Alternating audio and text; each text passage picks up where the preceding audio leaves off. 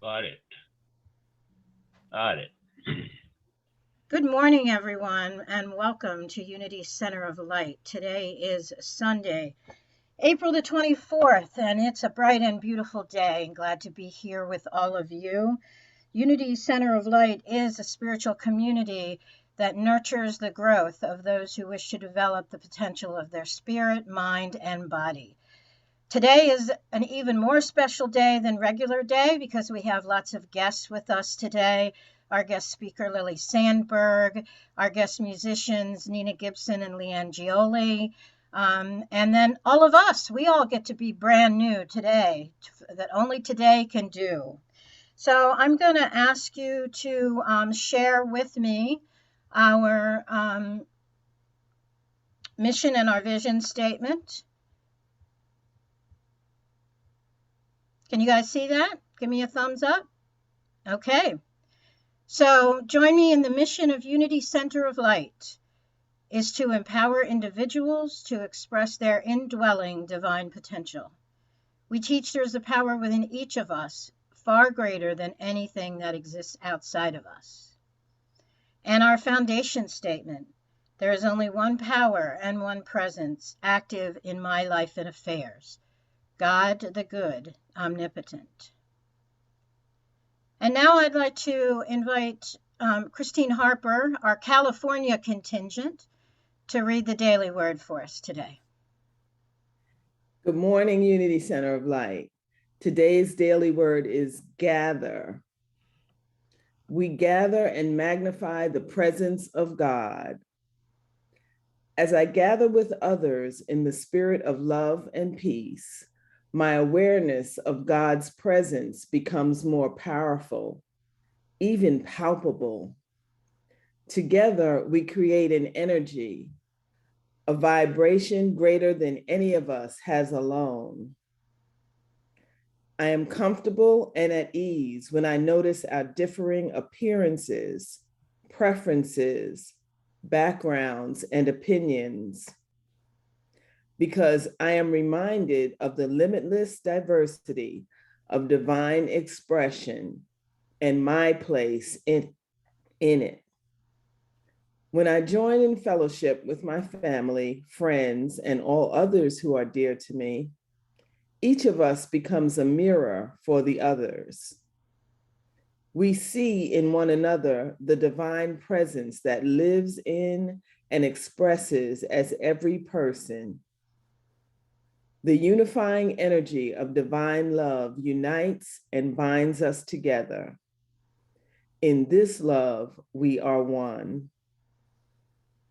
And from Psalm 133:1, how very good and pleasant it is when kindred live together in unity. Thank you, Christine. Perfect daily word for today, right? Okay, so it's my great good pleasure this morning to introduce to you guys again. Many of you are familiar with Lily from her previous visits to us, but I've had the divine pleasure of working with her through the Unity Eastern region as the communication specialist. Lily grew up in Unity, was both a participant and a supporter of Youth of Unity activities, and still is, I'm sure. Actually, she supported the leadership event in February that we had in the Eastern region. So there's probably lots more I could tell you about her, but it would all be redundant because it all just means she's wonderful and we're grateful for her, and we're excited to see what she has to share with us today. So Lily, are you ready to roll? Absolutely. All right, go for it. Wonderful. Well, thank you, April. I always love being here. And here meaning that we get to gather together, just like the daily word said with Christine, how beautiful it is to be able to bring my mom to church on the East Coast when I'm in Kansas City and she's in Albuquerque, New Mexico. I love that we get to do this, and I love being able to be a part of this and be with you this morning. So I am Lily Sandberg. My pronouns are she, her, and I am finishing up my ministerial school process, which is very exciting. 51 days until graduation, not like I'm counting, but it is one of the gifts of being in this process in Unity right now, being in this education system, being able to say, where is the world right now and how does Unity fit with it? And that's one of the things that is part of my mission, is making this relevant, because I think there is a lot of lip service done to make us feel better. And lip service is great because it makes us feel better. But if all we are doing is putting a Band-Aid over the reality of our world and not working in the reality of our world with our spiritual tools, I feel like we are doing a disservice. And so that's kind of what brought me to this topic today, that being able to talk about the 4 F's of surviving the world: fight, flight, freeze, and faith. And this is one of those pieces that I'm really excited about, being able to bring in my background and my love of psychology and mental health in with the spiritual tools. One of the greatest gifts I was given was not only being able to be brought up in Unity, but being raised by a pack of social workers, is what I call them. That my mom is a social worker. Many of the important adults that were important in my life growing up and still now have taught me that there are pieces of who we are that will always be there. And there are pieces of the world that have been made that benefit some more than others. And as part of our spiritual practice, we have to learn how to acknowledge and how to learn how to change what we can change within this world. And so that's what we're diving into today, is how can we bring in the spiritual component into our very real human instinct? So just by a show of hands, how many are familiar with the term fight or flight? Okay, so this isn't a new term. Wonderful. Fight or flight was created in 1951. That's when the term was coined. It's also called an acute stress response. And so this was created by a psychologist, Walter Kanan, who said that fight or flight is the embedded, ingrained part of our survival instincts that has been there since our ancient ancestors, so that they could choose what to do when they were dealing with a dangerous environment or scenario. So fight or flight has been here since the dawn of time, since the beginning of our evolution, that fight or flight has been here to say, there is a danger to me. What will I do in this moment? And I say this like it's a question, like we have any choice in the matter, when the reality is this is ingrained and automatic. That part of our lineage in connection with our ancient ancestors is this fight or flight response, because it is part of our survival, that we wouldn't be here today without this piece of our deep humanity. That even Jesus, even the people who persecuted Jesus, had a fight or flight response. That all of the ancestors before us have been working within us. And I think there is a beauty in that connection, knowing that each human has this innate response. But just as we all have it, our understanding of it has developed. And so what has happened is we have brought in the idea of freezing, that fight, flight, or freeze. That we are being able to ask the question, what is the best thing for me to do in this scenario? Or what am I used to doing in a scenario like this? That to fight means to show up with aggression. That might mean physical aggression. That might mean raising a voice. That might mean engaging in conflict. Flight, pretty self-explanatory. You are getting out of that situation as fast as you can, either physically running or doing whatever you can to remove yourself. And to freeze, it literally means you are unable to move or act against the response. And so when we break down fight, flight, or freeze, the goal is all the same. It's just the execution that is different.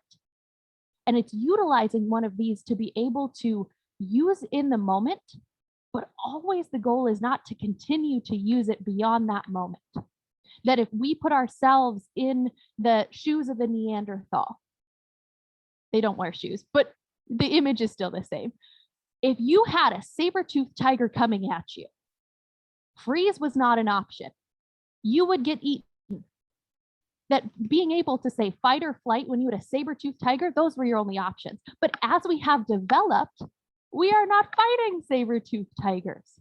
but we might be wrung out by our boss in front of our coworkers. That is a different kind of saber-toothed tiger, in which freeze might be the exact response that comes to you. And so as we have developed in this world, our innate coping necessities for survival have changed, because survival means something different. That survival is not just the bodily ability to continue living. Survival means, am I safe? Am I okay? Psychologically, physically, mentally, and spiritually. And so as we have evolved, we can also ask the question, how have I evolved with this? That many of us, all of us, I would venture to say, have one of these that is stronger for us. We are either a fighter, we are a flighter, or we are a freezer. And that is not something we probably got the choice in. This was one of those pieces that was given to us in our creation as part of our evolution in this now moment. That what is the most natural response for us? What has worked in the past? What did we see model for us in our homes by our parents and guardians? This has probably informed us, and you might know right now. You're saying, Lily, I'm a fighter. I'm the one, if they come at me, I'm coming at them. You may say, absolutely, I am conflict avoidant. I am hightailing out of there as fast as I can. Or you might know for yourself that everything in your mind goes blank when conflict comes at you. It is a piece of our self-awareness to know which one of these do we naturally fall into, because we have the capability to use all of them. This is for our survival. But there is one that we go to. So take a moment. Maybe you know it already, but if you don't, I invite you to just ask the question. Fight, flight, or freeze? Where do I go first? And there is no wrong answer here. This is a piece of you that is made for your survival. Fight, flight, or freeze? Where do I go first? For me, it's fight. That in my household, for me to get heard, that means I got loud. That means I was screaming, I was slamming doors, because my need to feel heard only came from getting big and fighting back. Was that the best situation? No. Did that stress my parents out a fair amount? I'm sure it did. But that's what showed up for me. But that is very different from my sister, who's 3 years younger than me, also grew up in Unity, also had the same amazing set of parents, who is a fleer and a freezer. And so what we had learned very early on is we respond very differently. Because guess what? Every person we love, every person we don't love, and we just come into contact with, they also have a fight, flight, or freeze response that is natural to them where they go. And guess what? Unless you're a hermit in the mountains, life is happening together in relationship. That there are people we will see and interact with on a daily basis, whether we like it or not. And that's one of the pieces for us to realize in this conversation about not only what is my response, but what are the responses of the people I love, the people I care about. Because I can venture to guess that you might know, for the person you love most, the person you talk with the most, are they a fighter? Are they a fleer? Are they a freezer? If there is a person that you are thinking of right now and you know that, you might be chuckling to yourself. Because in arguments, it always ends up like this, that it never works out, regardless of if you are a fighter. If you love someone who is also a fighter, that just gets loud and no one gets heard. For me, I am a fighter, and my boyfriend, who I love dearly, is a fleer.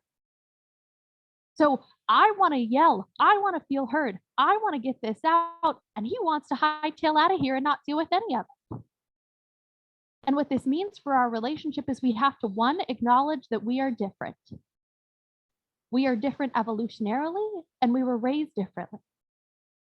And two, we have to learn how to say, this is where I start in my fight. This is where you start in your flight. How do we come together and make this work? And so part of that, probably the most annoying part of that, you can't change it for them. That keeping your eye on your own bobber is saying, this is all I know, which is how I show up. And that is the only thing I can change. It's probably the most annoying spiritual truth that I know, is that I cannot change other people in how they show up in this world. I can only control how I show up in this world. And so you're probably saying, okay, Lily, we've talked about this. How does this work? How does faith come in? Well, let me tell you. One of the coolest things is that in our brain, where fight, flight, or freeze is happening, is a place called the amygdala. And the amygdala is the emotion center that sees and hears everything that occurs to us instantaneously and is the trigger point for that fight, flight, or freeze response. Right next door in your brain to the amygdala, where your fight, flight, or freeze response kicks in, is your pineal gland. And your pineal gland is the place in your body where faith is originated. That when we talk about the 12 powers of unity that was created by our co-founder, Charles Fillmore, there is a place in our body for each of our 12 powers that we can identify where they are found. And for our 12th power of faith, it is in our pineal gland. The amygdala and the pineal gland, like by requirement, work together. Because if the amygdala is turned on, the pineal gland is turned off. Because when we are in fight, flight, or freeze, we are just surviving. What the pineal gland and faith tells us is we have to take care of that survival first, and then everything else can come on board. Because I'm not here to say we're going to get rid of this evolutionarily, for thousands of years, ingrained piece of our humanity and just be able to be in faith at all moments. I'm not saying that. For me, that's a piece of spiritual bypassing that we need to acknowledge and say, so fight, flight, or freeze will continue. What is our next step, and how can that next step be faith? And what is so fascinating is in our biology, these two things, faith from our pineal gland and fight, flight, or freeze in our amygdala, because they are so close, they can work together if we do the work to have them work together. That we are not naturally hardwired to go to faith as that next step. And so that is the work that we get to do. From Paul Hasselbeck's book, Power Up, he says, faith is found in the pineal gland near the center of the brain. The pineal gland is sometimes called the master gland. Faith is located here because faith is our ability to believe, and it is our beliefs that determine how we think, feel, and act. So after we are done surviving, after we got through whatever was that trigger for fight, flight, or freeze to come on board, that is when we can turn on faith. That is when we can activate the power to have the ability to believe, to determine how we think, feel, and act. Because that is what we can control. Fight, flight, or freeze is here for our survival. Faith can be here for our thriving after we survive. Because if we say, well, I'm just going to turn off fight, flight, or freeze, what that would look like is you will never interact with another person ever again. That you will never interact with your environment ever again. And that sounds exceptionally dull and frankly impossible. One of the pieces that I think is one of the most underrated pieces that we can control in this world is our breath. For me, I have thought for a long time, if I controlled the world, what would look different? That I like to have that piece of control. And the more I have learned, the less I've learned I can control. But at all moments, I can tap in to that source of breath. Because what happens biologically when we take a deep breath is we are relaxing our parasympathetic nervous system, saying, I am not in direct fear for my life. I am not in survival right now. Nothing will kill me. It may be stressful, it may be hurtful, but nothing will kill me. That taking that deep breath tells your body, I am safe. We are going to be okay. And what happens spiritually is our breath connects us with that inner source of truth. That as we breathe in, we tap into that now moment, that place of God, that knowingness that I am safe. I will be okay. And in that, we can make that next step be faith. We can take ourselves out of the aftershock of fight, flight, or freeze. And I think we forget to breathe when we're in that stress, when we have that moment where our fight, flight, or freeze has been activated. Many times our chest gets tight. If we are breathing, they are shallow. Our eyes are dilated. These are all our physiological responses that are good and protective, but not always needed for that next moment.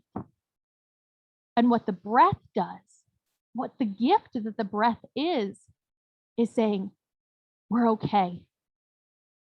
We're okay. We're okay. And one of the practices that I invite you to bring in is when you are taking that deep breath in, I am good. God's got this. I am good. God's got this. And as you are ready to shift that, I am good. I have this. I am good. I have this. Because we know in unity that we are made in the image and likeness of God with the ability to tap into our Godness through our breath. And that sets us up to know what is next. And oftentimes, we do not know what is next. And that is where faith comes in. Viktor Frankl said, between stimulus and response, there is a space. In that space is our power to choose our response. And in our response lies our growth and our freedom. Between stimulus and response, there is a space. In that space is our power to choose our response. In our response lies our growth and our freedom. In that space is our breath. That space is created by our breath. That space is sustained by our breath, that our breath is our catalyst for that choice, for growth, for freedom. It begins with a breath. It begins with faith. It begins in that knowing that we are fully human and fully divine, with our full responses of fight, flight, or freeze, and our response into faith after that breath. Because faith is not easy. If faith was easy, this would not even be a talk for today. I would have no material to pull on from one of these 12 powers if it was easy. Because faith is not our automatic response. What is our automatic response? All those lies that we have told ourselves for years. All of our embedded theology, when that space is made, if we are not careful, junk comes in and fills that space.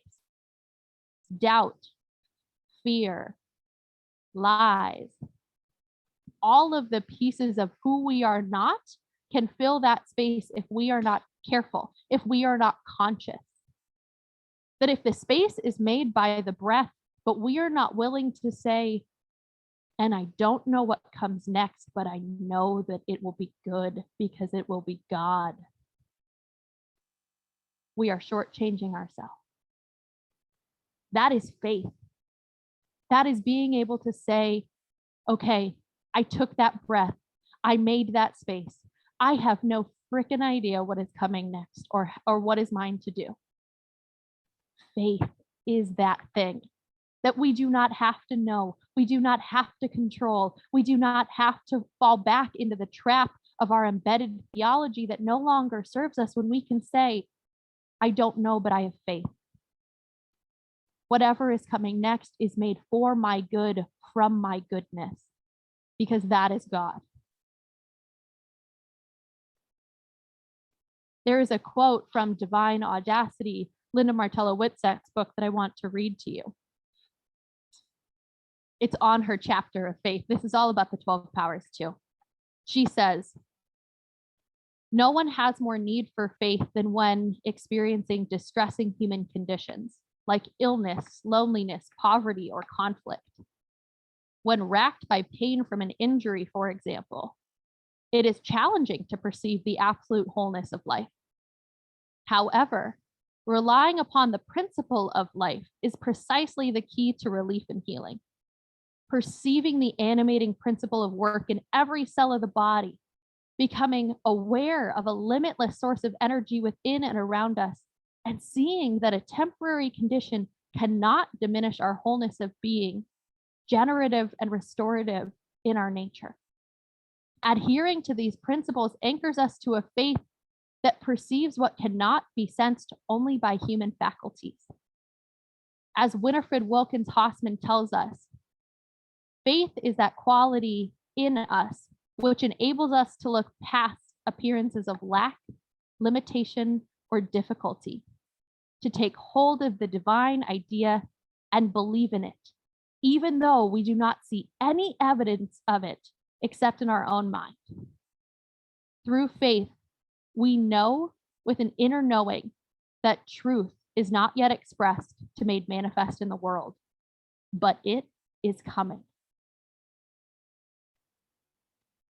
That faith sometimes makes you look delusional. That when you have such a big faith in whatever is coming next will be so good and so full of God, people are going to say, okay, did you take your meds this morning? Because it's true that we are called into a big faith. Because faith like a mustard seed, that story in scripture that tells us if our faith is a mustard seed, what will it become? If we allow it, if we fertilize it, if we continue doing this hard and important work, our faith will grow. Because that is our work. Our work is to be able to harness who we are and what is our human nature, which is to survive, which is why fight, flight, or freeze is so important to acknowledge in us. We are not getting rid of that. We are partnered within that knowing to say, this is our work. I will not change that, but I will be more conscious to it. I will be more aware of it.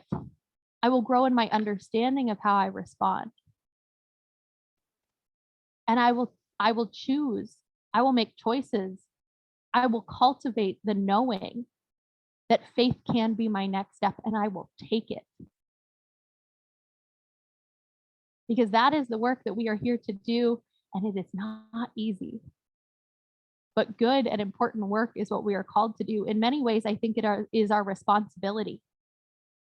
As folks that are spiritual, which I think many of us are, it is our responsibility to acknowledge these pieces of our humanity, to do the work of, is my fight, flight, or freeze really serving me?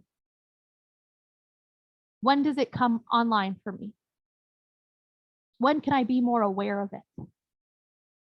When can I apologize after I respond terribly? And knowing all of those human pieces are here for our good, and just knowing them deeper, and then taking that breath and taking that next step into faith. That is how I think we can not only survive in this world, but go beyond surviving, because at some point, survival is not going to cut it for us. As spiritual people, I think we continue to say, what is next? And faith is saying, I don't need to know right now, because it is coming, and it will be good because it is of God. Thank you.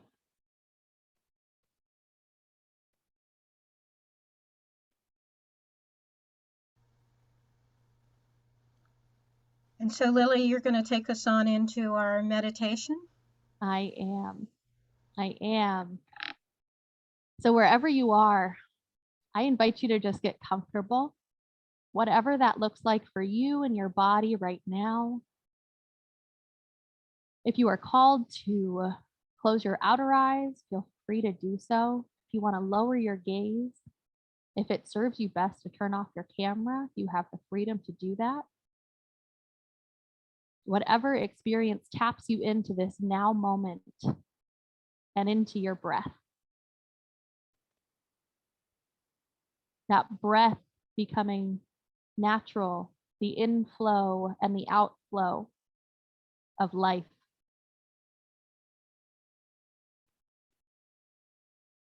And as we begin to find that rhythm of our breath, we become deeper connected into this moment.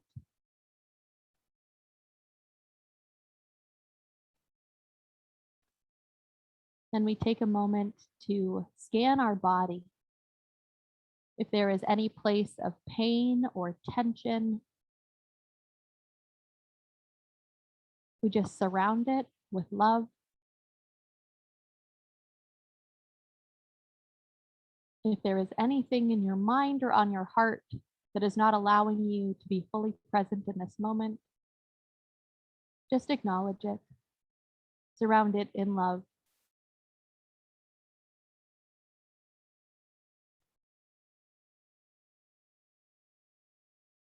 And in this moment, I invite us to tap in to that part of our brain where our fight, flight, or freeze lives. And I invite us to thank it. Thank it for doing the work of keeping us alive. Thank it for doing the work of connecting us with our ancestors and for those who have come before us.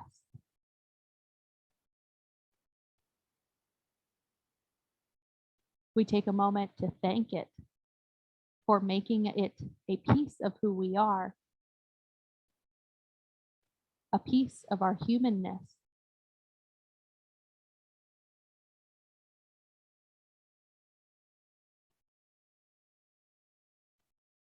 And we shift over just a little bit to that pineal gland, that source of faith. And we thank it. We thank it for being available at all moments.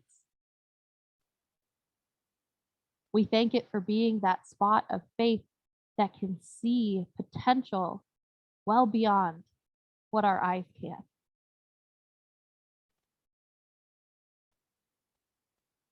And we tap into that place of faith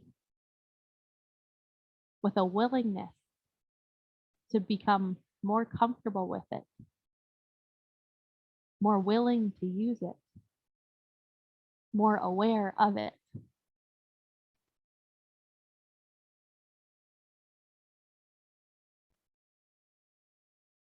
And so we zoom out to our entire brain, that mind source of intellect. And we thank it for all the thoughts that come, for all the memories that are housed, for all the pieces of who we are that live in that mind. We say thank you.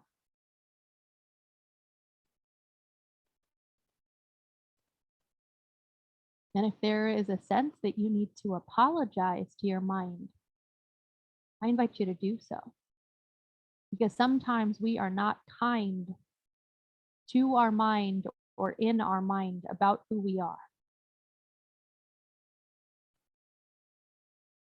So as there is immense gratitude for all that it does, we can also say, I am sorry.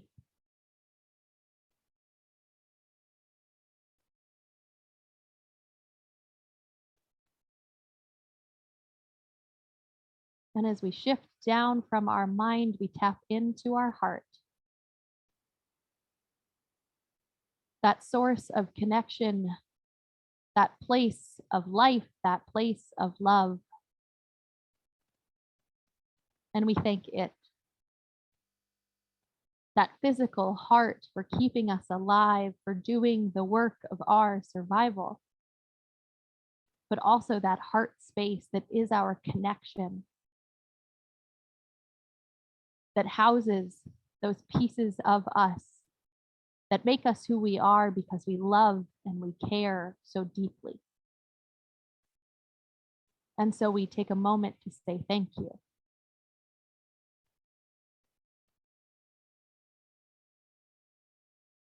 And if there is a need to forgive your heart, or to say, I'm sorry to your heart, I invite you to do so. Our heart has wisdom well beyond what our mind can process. And sometimes we do not listen. And for that, I am sorry. And my heart for being too big, too caring, too loving, I say I'm sorry because I know that is not true. And in that gratitude and that grace for our mind, for our heart, we take one more zoom out to our physical body, knowing that this body temple is how we experience this world. And we can take a moment to say thank you. Thank you for all that you do to keep me moving, keep me mobile, keep me present, keep me here.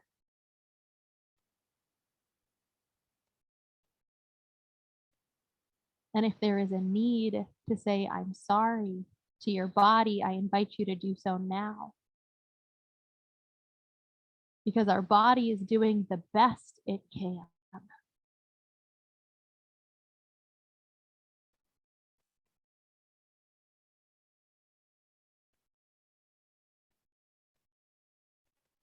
And so we take in this last moment a time to connect with our body, with our heart, with our mind, knowing that with the combination of these, this is who we are. And in that truth, in that wisdom, in that knowing, I invite you to take a few deep breaths. And when you are ready, come back to this space, and this time, gathered with these people.